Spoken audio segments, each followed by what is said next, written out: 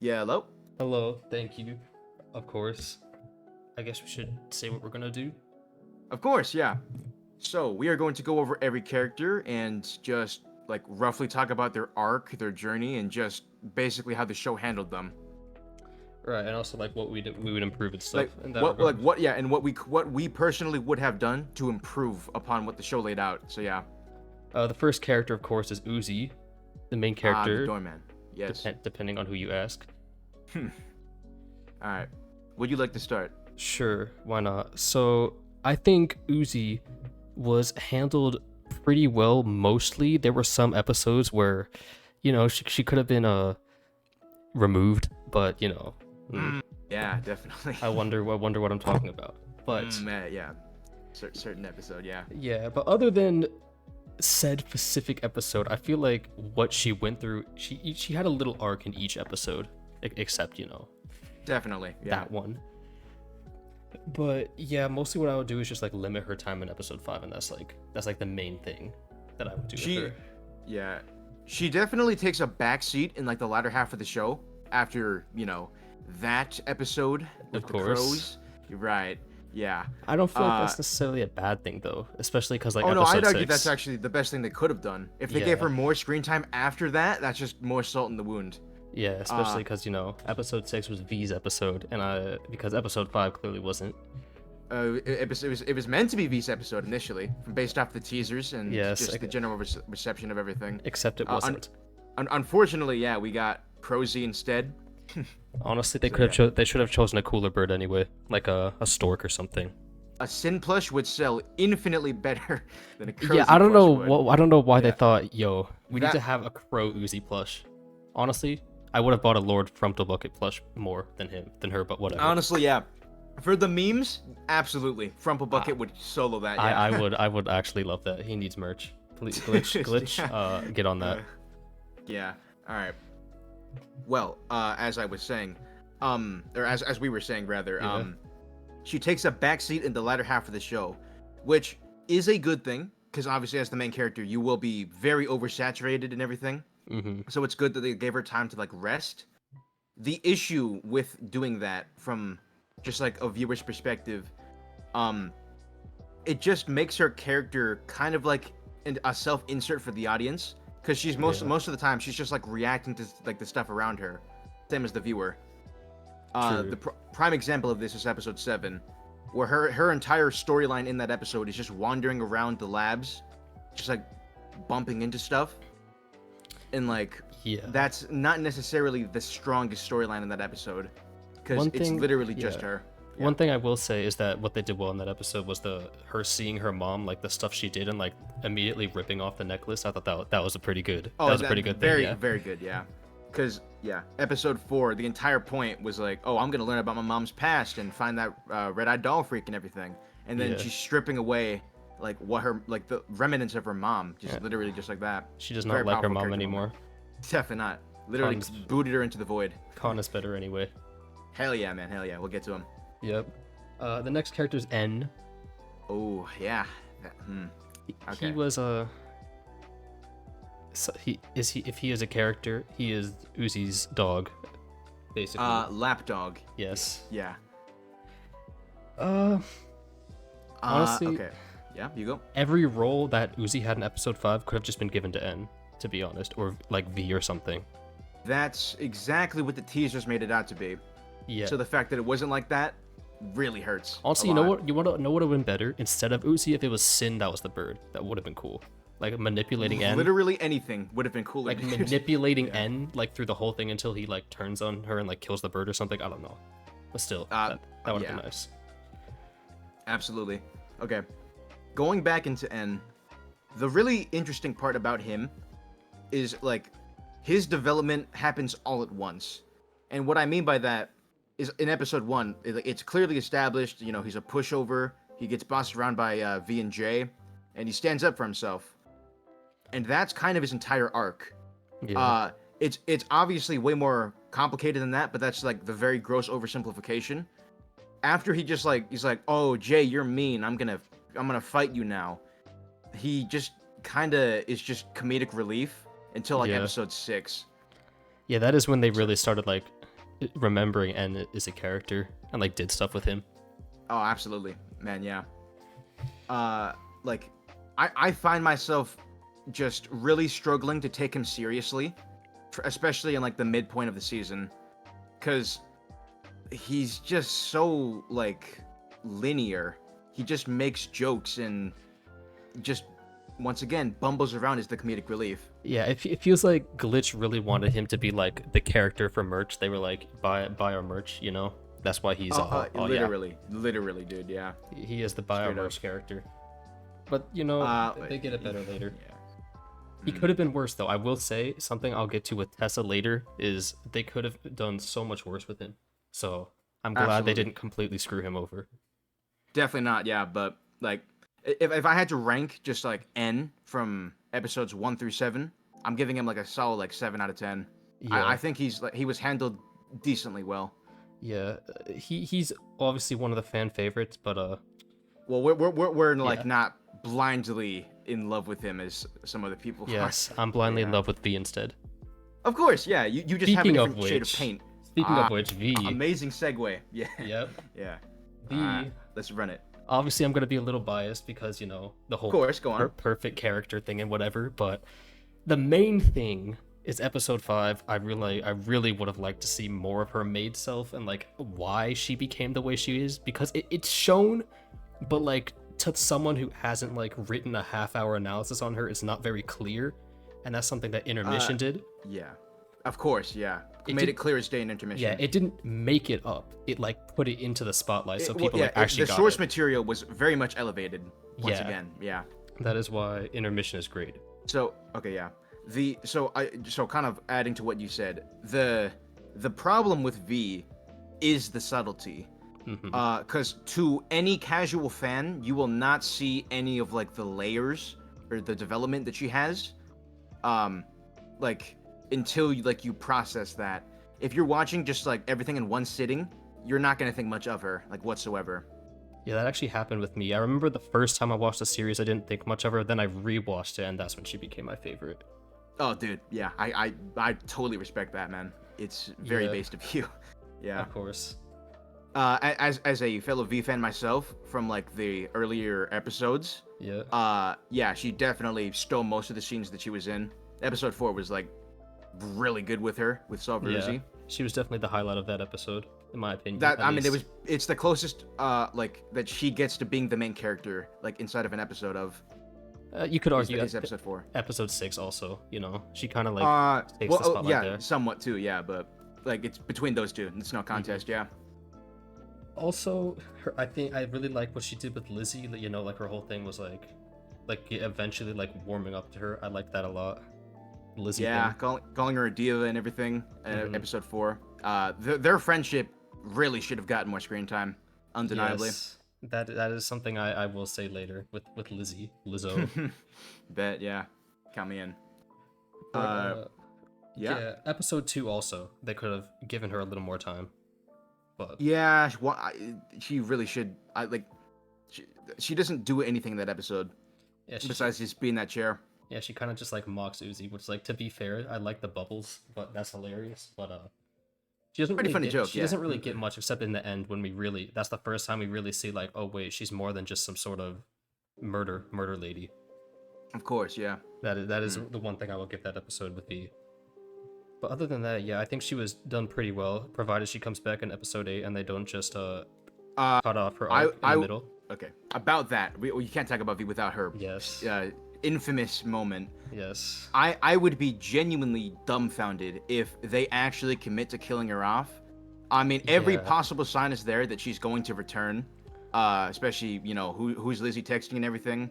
Yeah. If they somehow want to commit to killing her off fully, like that's just the abrupt end of V, I would be shocked for probably all the wrong reasons. Yeah, I would be very mad because what I said, you know, in my other video is it doesn't feel like the end of an arc. It feels like, you know, the turning point in her character more than the end of it. It's when she should be doing something. Yeah, like you said. So that's why I think she will come back. I hope she comes back. She better come back. No, she definitely is. There's no doubt in my mind. I have seen some people argue. I think some people said like the core is like in the thumbnails N or something. I don't know why. Okay, to those people, you are aware that Glitch are very good at making up teasers that don't amount to anything. Yes. Like episode 5, episode 6 with that image of Tessa fighting a tentacle creature. Episode 5 lives rent free in this guy's head, by the way.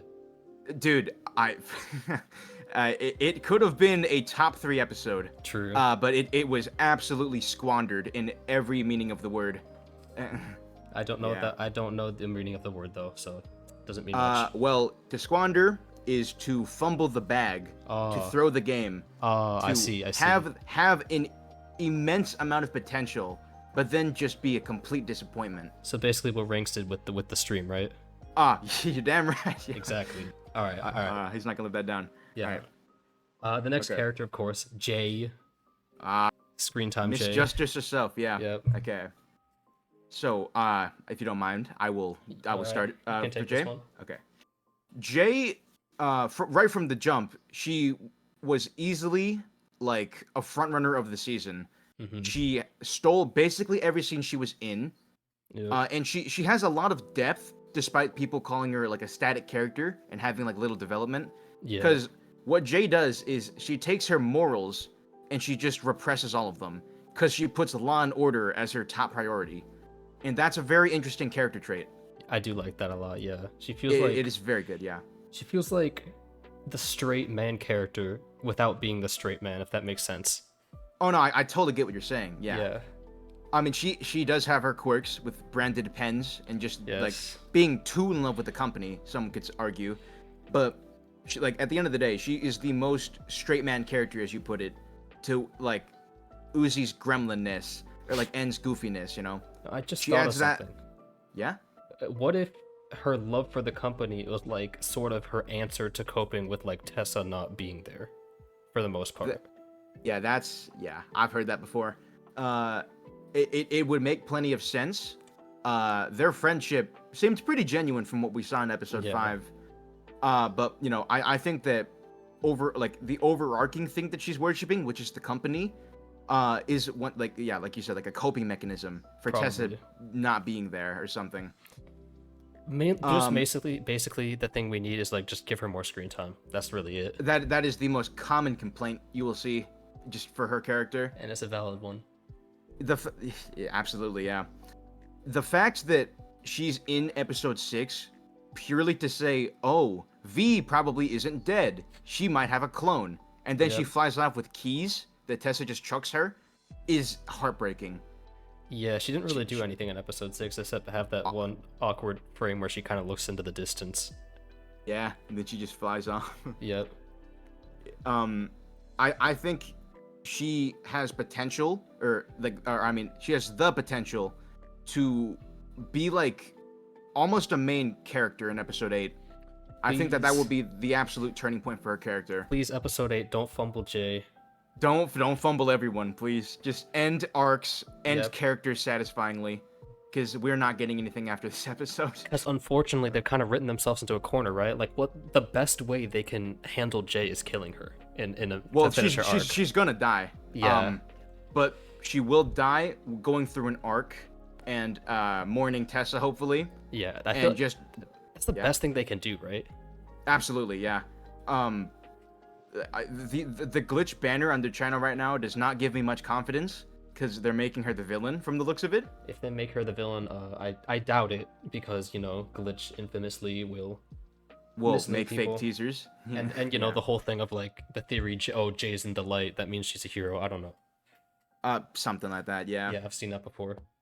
I don't know if it means anything. I but, sincerely hope for just every J fan sake out there, like the 10 of us out there. the Alright. next character's Lizzy. I'll let you go Ooh. first this time. All right, So, all right. I like Lizzy a lot. She's pretty good. Okay, definitely overhated. definitely, yeah. Lizzy is a very interesting twist on like the stereotypical popular girl trope. Cause like she actually plays pretty important roles inside like 2 episodes, 3 and 4 specifically. Yeah. In 3, she's the middleman between V and Doll and like the plan there. And you can see genuine guilt on her face when she realizes that Doll's about to do what she's about to do.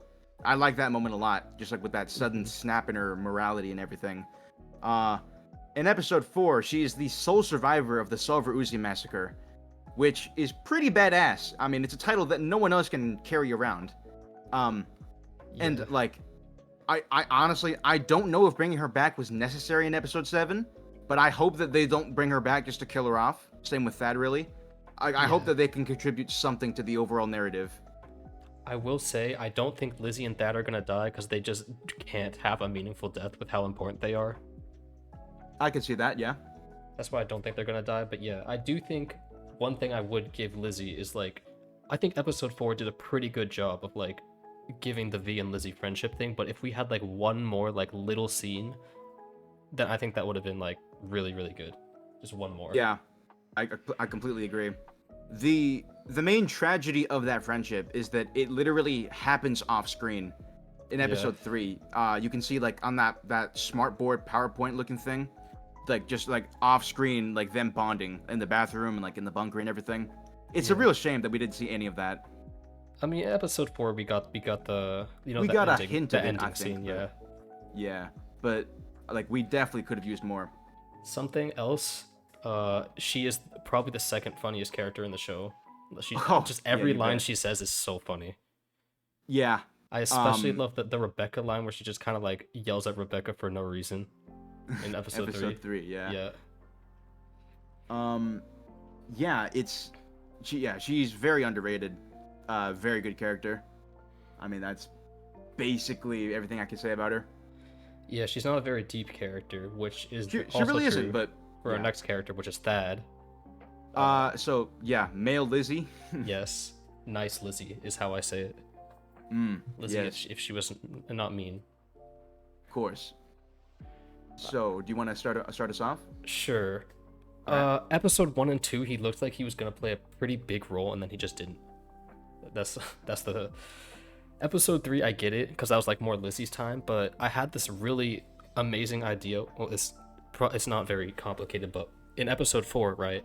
If he was in the Solver Uzi massacre thing, imagine how like people Uzi's close with, like she kind of snaps out of it for a second. If that happened with Thad, and that was like the first sign that it could happen, and she like kind of gave herself enough time to get away from him before she killed him, I think that could have been something that they could have done with him in 4.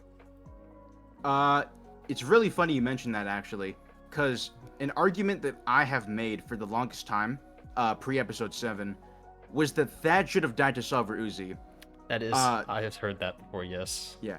To not only like reintroduce like oh my god, anyone can die at any time, but also just like to give Uzi's character more meaning. If you snap and you snap that bad that you are killing people who like were nice to you and actually meant something to you, that really adds a lot of weight to that character and that decision of just going feral basically. Yeah, I do think though, if anyone would have died, I think it should have been Lizzy, because that would have set V off, Oh, absolutely, man. Yeah. Lizzy instead of that, I think would have made more of an impact, but I can see that. Either one of them, honestly. Yeah. Yeah, but hopefully it looks like he's going to actually do something in episode 8 more than just like stand around and breakdance. You're damn right. Okay. The next one's Doll. Doll, right? Doll. Yes. Okay. I can start us off. All right. Doll is a tragic character. Yeah. Not really because of how her story ended, but because of how it was executed. Yeah. Let me ask you something, Blanter. Okay. Uh-huh.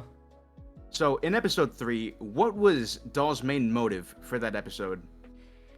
I mean, she kind of. Why was she doing the thing she was doing? The main one. There were a few. The main one was like her parents. Her parents are dead. Right. Womp womp. Okay.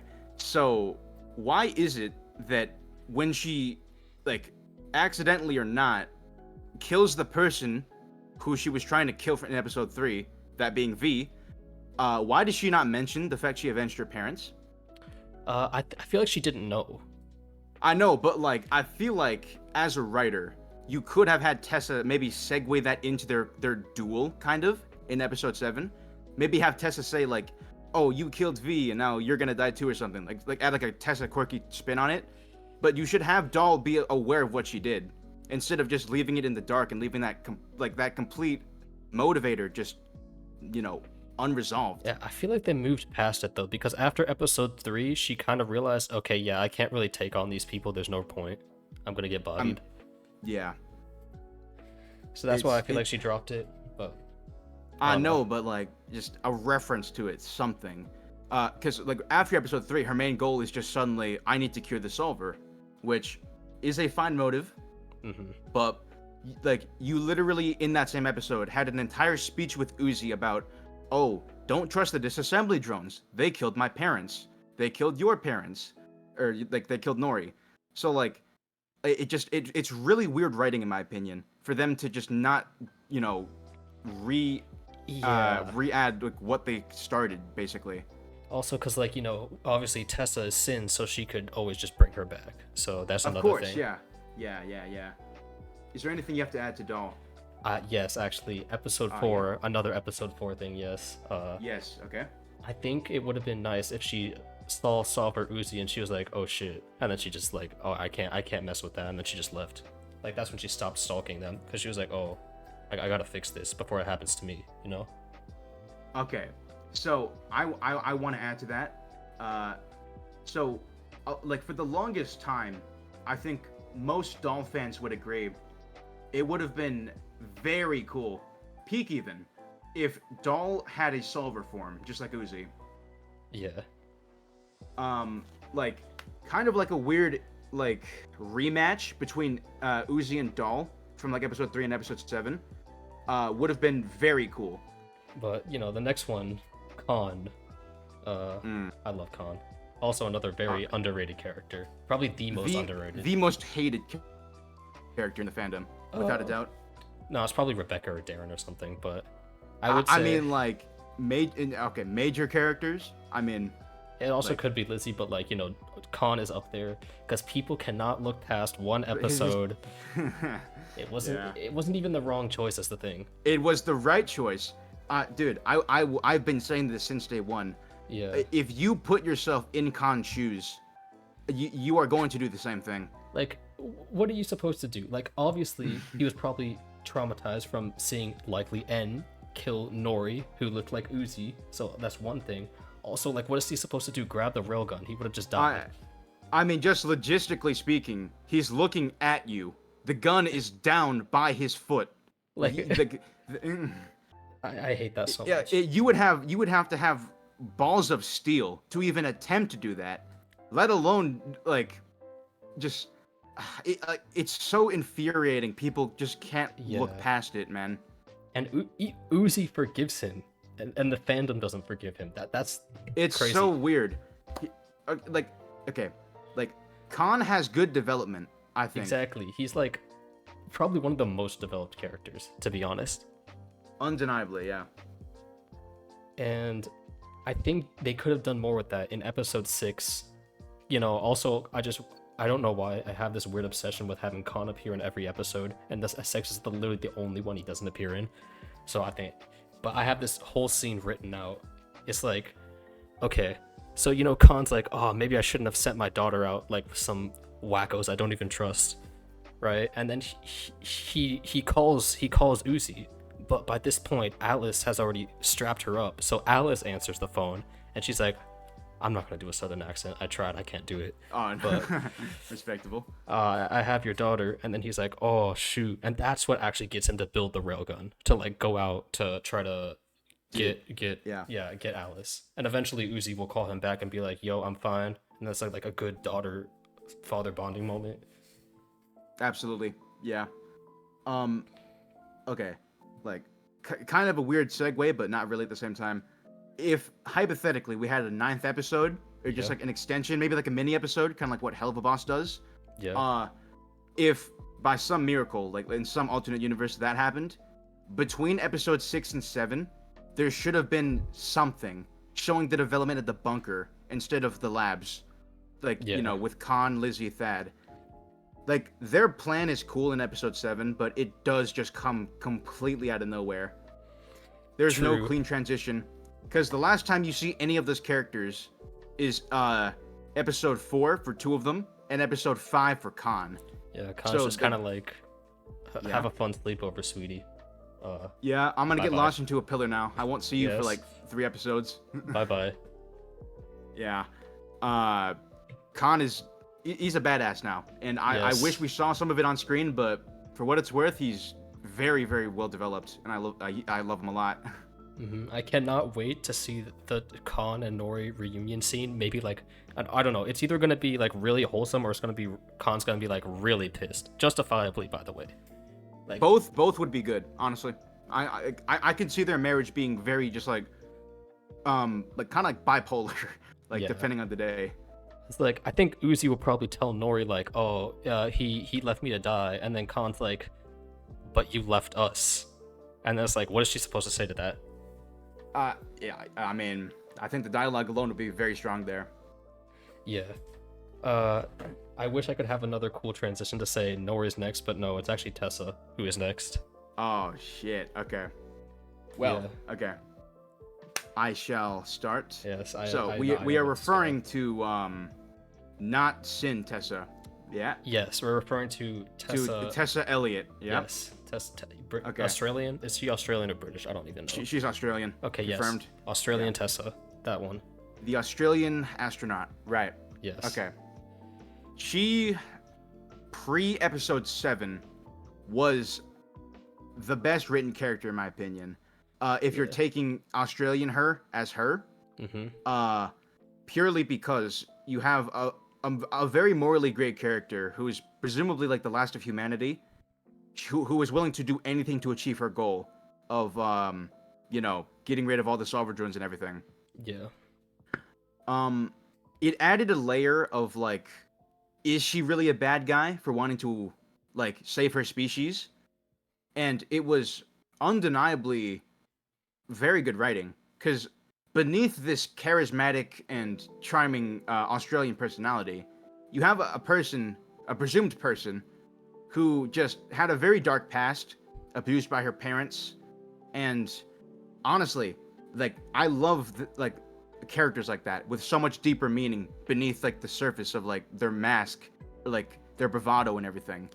And once again, pre-episode 7, easily my favorite character. That is, however, when the infamous Tessin twist happened, and it's revealed that she was dead the entire time. That twist is very controversial, arguably more controversial than V's death, in my opinion. Yeah, I can see that. Yeah, it's either between that or that, no contest for the entire show.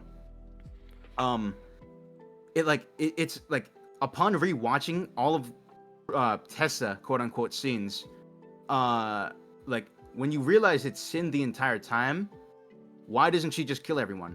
Like, why is she even bothering with the facade? The real answer is that we wouldn't have a story otherwise, and like it just breaks a lot of the immersion. Yeah, I will say though, it was foreshadowed well with all the Sith stuff. I think the foreshadowing was, I think they could have done a way better job. I think the biggest thing people were piggybacking offing was the Sentinels biting her, which, I mean, upon retrospectively looking back on, definitely was weird. The other thing is the weird mannequin in episode 4. Yeah. Which I think was really bad foreshadowing. No, she actually appeared in episode 4, like in the skin, like I think it's like with the one weird hand. No, even more than that. Like her actual model, like the full back of her is there. Oh, for like a frame or something. Right. Okay. My point is, that is really bad foreshadowing, in my opinion. Yeah. Because weird scene happens, character sees weird scene, character never mentions weird scene again. So, like, to me, that is just Liam spoon-feeding weird thoughts into the audience's head, which they probably will not remember, because the pacing is all over the place already. So, like, if I were the writing team, I would have Uzi mention that to NRV, be like, oh, I saw this weird humanoid thing inside the cabins. Maybe have them, like, brush it off. Like, have them expand on it, instead of just letting it happen, and then having nothing come out of it. Yeah, I imagine N would just be like, oh, you're just hallucinating, but V would actually like be a little more concerned, because like... See, yeah, if they have a conversation like that, I'll be much more cool with the twist. The problem is that is not what they did. But I was mostly talking about the, like, you know, the way she like sits and the way she like stands are like very like Oh, I know the Cindy. poses. Yeah, Yeah, definitely. that was Yeah. like the main thing I was talking about. Very subtle. Yeah. And also like It's the whole human access denied oh, thing. I'm a human. Yeah, Yeah. quirks and shit like that. Yeah. But Yeah. what I will say, while it did ruin Tessa's character, if imagine for a second Tessa wasn't Sin, imagine Yep. how it would have ruined N and J's character as well. Because like think about it, N, right? He kills Tessa, basically his mother, for Uzi when she was in the right. She was in the right. She knew him for a long time, and he just kills her with like one question when she gives a vague answer. I would hate N so much if that was the case. Okay. So, okay. I actually think the opposite. Let's pretend astronaut Tessa is Tessa. Mhm. Yeah. Yeah. Episode 7. Did you know about the patch? N is not joking around. Sword is on her throat. In traditional writing tropes, what would happen is you would have the villain convince the hero, quote unquote, to like stand down, and then they give a monologue, and then they have an epic boss battle and whatnot.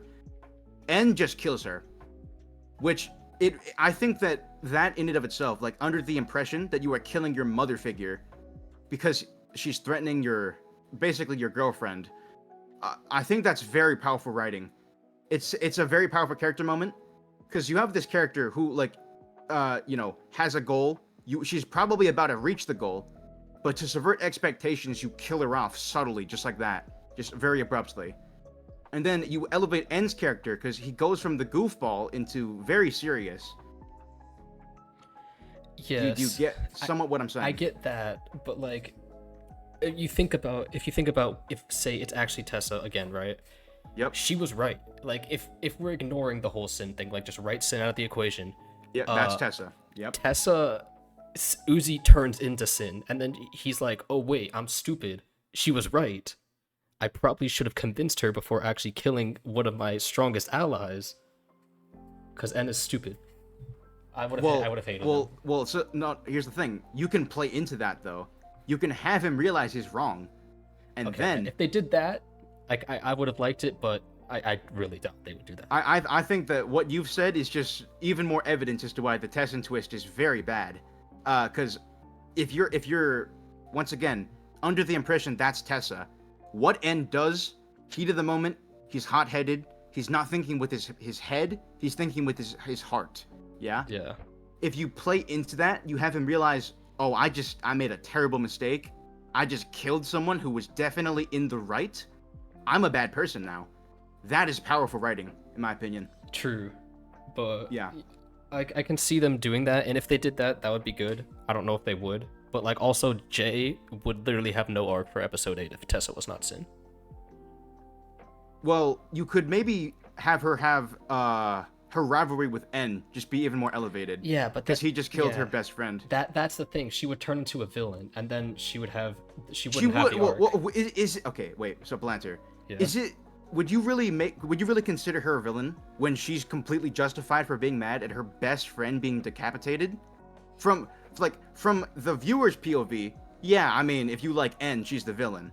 But from like an unbiased POV, she's trying to avenge her best friend.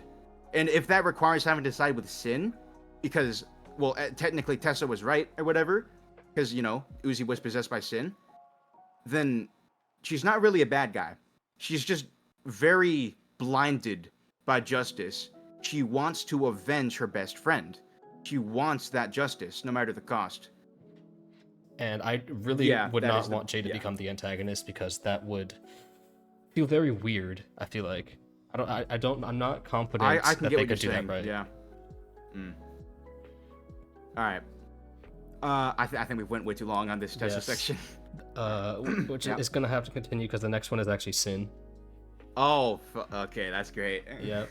All right, would you like to start? I think, obviously, ignoring the Tessa and stuff, because we just went on a whole rant about that. We did. Yes. I think if we're going with the Thad thing from episode 4, where she's kind of messed up in her head and she spares Thad and she goes out.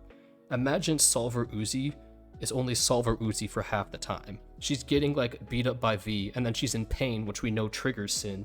and then she turns into Sin, and that's when Sin Uzi actually starts winning the fight against V. I see. Yeah, I like that a lot, actually. Like, Sin is takes over Uzi halfway through, because obviously Solver Uzi isn't Sin, it's like Uzi in a messed up mental state. I like that quite a lot, because it's similar to the disassembly drones being like in a blind fit of rage, like with their X eyes. Yeah. So I think that really is, yeah, that's pretty good, man. Yeah, that's like the main thing I would do with Sin, ignoring Tessin. Yeah, Also, I like that a lot. Yeah. yeah, that's really it. I don't know. That's it. I mean, she's a very one-noted character. Just Yeah, she's bad. She's evil. Yeah. Silly. Yeah. Goober. Mangoes. Next one's Nori. I don't really know what to say about her, because she's like... Okay. Yeah. She's not really a character, in my opinion. Yeah, she's a plot device, because like she's only there for one episode. Literally. Okay. Ignoring that, and like her official appearance in episode 7, the entire show builds up the mystery of what happened to her. You know that she died, quote unquote, or at least her worker drone body, because she was killed by nanite acid. And like I think a very underlying question that the show wanted you to answer was who killed her, which disassembly drone did it. The answer is N. I think that it's very obvious now. Probably N. Yeah, but the show does not do much with that revelation or that knowledge. Yeah, I feel like they're saving that for episode 8 though. That's probably, yeah. Nori just says, "Oh, you look familiar," and then, "Oh, I'm looking for my hunk Khan," in like the next sentence. Yeah. Completely throwing it off. She probably doesn't care anymore. Probably she's probably just like, "Oh, I don't care anymore," but she's just looking for Khan at the point, you know. Yeah. Like I don't really know what to change with her other than like maybe show she's alive or show a core, like you don't know who it is, like at the end of episode 6, just like show a core that we don't know it's Nori. Build it up, like instead of just abruptly throwing you into it. That's the one thing. Other than that, like she's been there for one episode. I don't really know what to change with her. I don't know what to change about her either. She's a very weird addition to the entire cast because she doesn't like do that much. But with that, we are now getting into the extras, the non-main or supporting cast, the weirdos. Yeah, the minor characters. Okay. Yeva. Yeva's the first one. So Russian Nori, except with even less to do. Yes, pretty much. I don't got much to say about her, man. I have an idea with her, but that's mostly for Doll's dad. So I don't know. Just give. Go on. Yep. Yeah, just give her a voice, I guess. But I'll talk about with Doll's dad like when we get to him, which is next. Speaking of which, Doll's dad. Oh, all right. I think episode. I don't know. I don't know when it would go, but there's this idea that I've had with, because you know. Obviously, not every cabin fever lab subject has the solver. It's just Yeva and Nori from what we know of, right? And I like to assume the other ones, you know, working jobs at the place, janitors, you know, whatever. Doll's dad, he's a janitor. Yeva's coming back from an experiment, whatever. They bump into each other, sort of like a replay of the N and V scene from episode 2, the flashback. And then they like realize like, oh shit, we both speak Russian, and that's like what really sparks the spark. And like, I don't know. I like that a lot, man. Yeah, that's very solid. Yeah, that's what I would do with him. I just want him to have something. He doesn't even have a name. Okay. So kind of feeding into your idea. Doll is the antithesis of Uzi. Yes. That's a big boy word. She is the opposite of her, but they have very similar like character traits and everything. Yeah. You know, lost their parents to disassembly drones. They're alone. They have the solver. All that. Hell, they both have purple hair. True. So whereas Uzi has N, Doll has nobody. She had Lizzy, but then lost her to V. So yikes. But after that, she feels like a main character from another show, but she just can't do anything here, you know? Yeah, because you know, obviously the thing with Doll is her whole thing is like, oh, I'm Uzi, except I don't like anybody, so she like pushes everyone away, and that's what obviously leads to her death. Yeah, and like if you said, you expand on her family, and you make their parents have a good relationship, that really adds to Doll wanting to avenge them more. Like that's very good writing, dude. I commend your idea a lot. Thank you. Alice is next. Alice and Bo. I guess we can do them together because we can 2 for 1 special. Shared idea. Yeah. Uh, they're very late additions. Once again, I don't know what you can do to really change them up that much. I do though. I have this. I Okay. have another extra scene from that same theoretical episode. Please continue. Say like after the core explosion or whatever that Nori does. Alice is like running away because she was always bullied, so she's like she wants someone. She finds this scared baby with no one to protect him, right? Bo, and then she like takes him in, and that would explain Bo's Loyalty. loyalty. That's what it is. Yeah, loyalty to her, even though she's kind of making him do some messed up stuff that a baby probably shouldn't be doing, like cutting people open. Like that would explain it a little bit more, It would add a lot more depth to the relationship because it's very one note. So yeah. Yeah, that's what I would do with them. Other than that, they're pretty cool. Yeah, they're pretty solid on their own. Yeah. Braiden, The goat. the goat, yes. Undisputably the best side character in the entire show. Yes. Voiced by Mako Kovac. That's how you know you're gonna be a main character. I forgot about that. You're right. You're He is golden. voiced by You're that. golden. We should You get got beautiful purple shorts. Cannot be beat. Murder Drones 2, the sequel, is completely about Braiden and his tragic backstory. This is what we need. Completely, yeah. This is basically all we need. Glitch, if you're making Murder Drones Season 2, make it about V and Braiden. They will get together. No. Make it a spin-off show. Oh, Just a shoot. completely Braiden. deviation. Braiden X V. The Adventures of Sam and Braiden. Yep. And they get into wacky shenanigans and Scooby-Doo. I don't know. They do something. Yep. Just have the finale episode of that spin-off just literally be episode 4, but just from their perspective. Yep. And then throughout the whole show, VX Braiden is being built up. Yep, there we go. Glitch, hire us. We will write season 2 for you. Free You're money welcome. right there. But yeah, that is every character I have. Once again, thank you so much for, doing this. Dude, it's my pleasure. I love yapping, and I love doing it with a good friend. So, yeah. We have officially hit 45 minutes on the recording, which is crazy. Oh, this would be a beefy thing to upload. Yeah, I'm going to have to figure out what to cut out, which I usually don't cut out anything, so this is going to be difficult. Anyways, I guess that's it. Thank you all for watching. Yep. All right. Bye. Peace out.